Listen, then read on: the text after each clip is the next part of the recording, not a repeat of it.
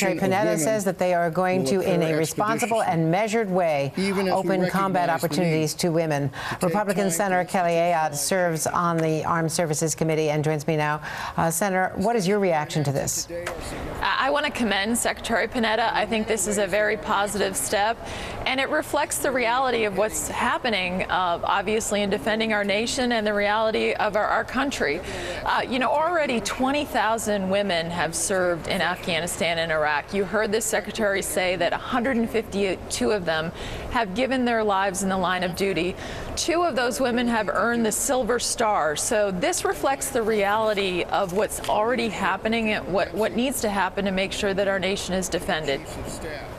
At this stage, do you think that it's going to move very quickly? I mean, what are you going to want to monitor in terms of your oversight of how rapidly this can be done? Well, I think that Secretary Panetta and General Dempsey laid out a very important plan. They in general, are going to give opportunities for women that they deserve, and they'll evaluate the qualifications of each position and make sure that it's appropriate, given our readiness of our forces, and give women the opportunities that they deserve to serve our country, like so many of them do now very bravely. I know that you were one of the big critics of Benghazi and of how the administration handled it. You must have been watching the hearing with Secretary Clinton yesterday.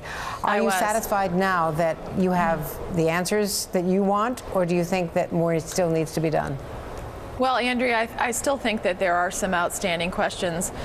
We all respect Secretary Clinton's service as the Secretary of State, and I did have some questions following it. She said yesterday that she was clear-eyed about the dangers and threats in Benghazi. But it really didn't make sense to me that the request, for example, that August 16th cable, where Ambassador Stevens had said that the consulate could not withstand a coordinated attack, it seems like there needs to be a tripwire that making sure that requests for security, particularly where we just come out of a war zone in Libya, go up the chain of command. That did not happen here. And I think that's very important. To be clear-eyed, I would think that you would want to be more focused on the actual security requests. And she also was aware that the British had closed their consulate and the attack on the British ambassador. So it made me wonder, why weren't we asking tougher questions about the security and whether our consulate should remain open in those circumstances? Now, at the hearing just now, the confirmation hearing for John Kerry, one of your colleagues, Senator Rand Paul, was very sharply critical of the administration's decision to go into Libya in the first place without coming to Congress for a war resolution. Let me play this for you. You can be absolutist and apply it to every circumstance. The problem is, it just doesn't work in some instances. When 10,000 people are about to be wiped out by a brutal dictator, and you need to make a quick judgment about engagement, you certainly can't rely on a Congress that has proven itself unwilling to move after weeks and months sometimes.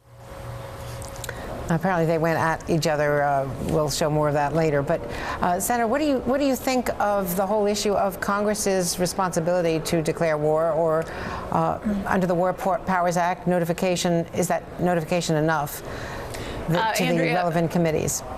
Andrea, first of all, I think that Congress has an important responsibility when we declare war, also when we're involved in a military conflict. And as a member of the Armed Services Committee, I want to make sure that we're involved in those decisions and we support our Commander-in-Chief.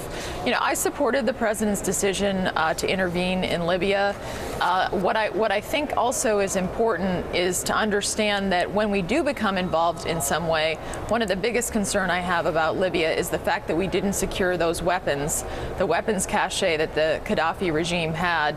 And now we're seeing those weapons go across the Sinai. We've heard that some of them may have showed up in Algeria with where the 3 American hostages were murdered. So when we're involved, I think that Congress has to be involved, but we need to be working together on this to make sure that the outcome in these situations, we're securing weapons that are in place and things like that. And I'm very worried about that in Syria as well.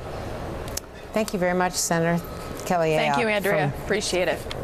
And